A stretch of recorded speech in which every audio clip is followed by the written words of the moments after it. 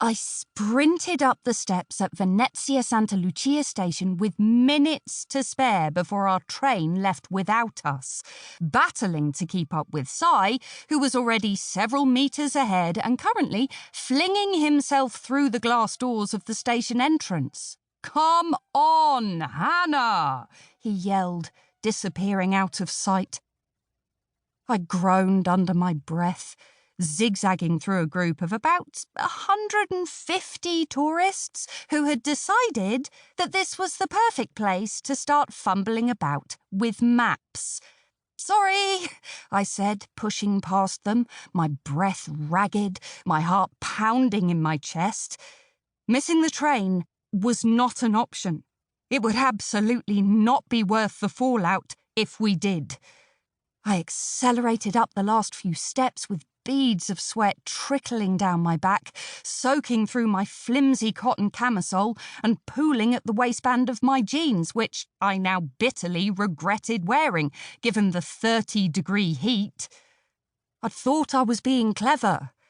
It would be freezing on a train in the middle of the night, surely, and so I dressed accordingly, which wasn't ideal now, with the July sun beating down on my head. I followed Si inside, struggling to keep pace, his blonde hair bobbing in and out of view. My suitcase, clearly not designed for high-speed manoeuvres, kept either tipping over onto its side or slamming painfully into my ankle. It was as though everything lovely about Venice had disappeared the second I ran through the doors of the station.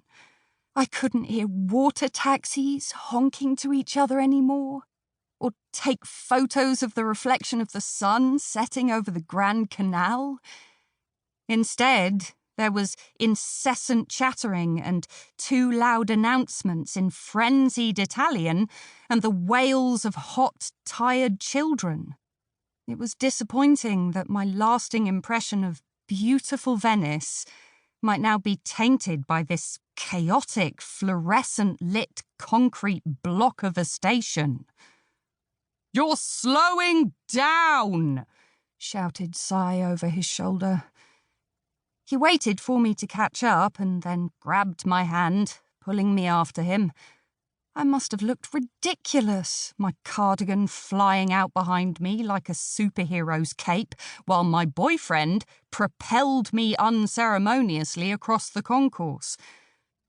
My feet had never moved so fast as we weaved through the crowds, swerving the scarily long queues for the ticket machines because I had had the good sense to print ours out before we'd left London.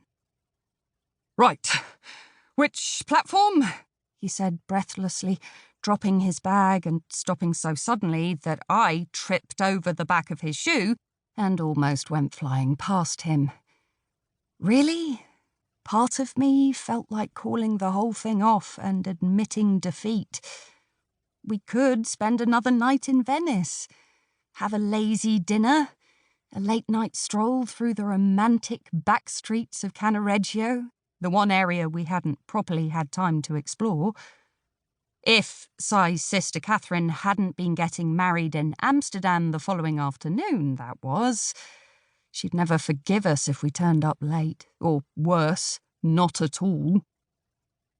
I wedged my hands on my hips, panting, watching Si's face as he concentrated on scanning the departures board, mumbling under his breath, "Roma Termini, Milano Centrale, Verona Porta Nuova."